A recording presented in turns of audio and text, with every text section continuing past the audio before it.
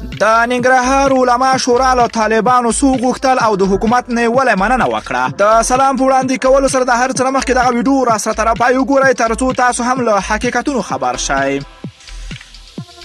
د ننګرهار علما شورا د حکومت له لوري د اوربند وړاندیز څخه ستاینه وکړه او د وسلوالو طالبانو له لوري د جګړې د دوام پریکړه وغندله.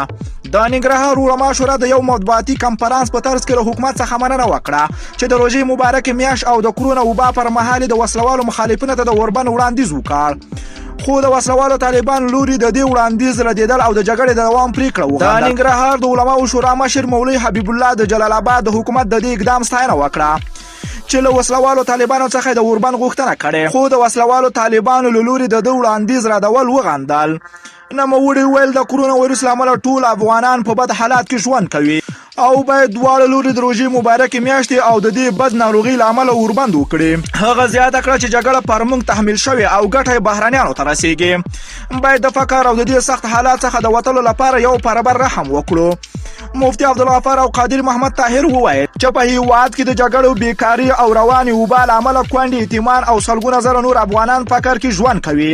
باید د دې حالات څخه د وتلو لپاره حکومت وسلوالو طالبان اوربند او سوله وکړي.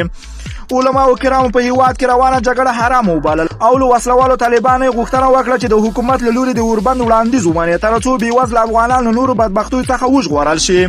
دوستانو ستاسو د ننګرهار علماو شورا دغه څرګندونو ته څه نظر لرئ؟ راځئ خواږه نظرونه په کمنټ کې را سره ولیکئ. که چیرته مو ویډیو خوښه شوې نه حتما لایک او شیر کړئ. که غواړئ له همداسې تازه او دقیقو معلوماتو خبر شئ د پښتو نیوز چینل حتما در سره سبسکرایب کولی شئ. نور مو په پاک رب سپارم. الله مو مل شه. ښه وخت درته غواړم.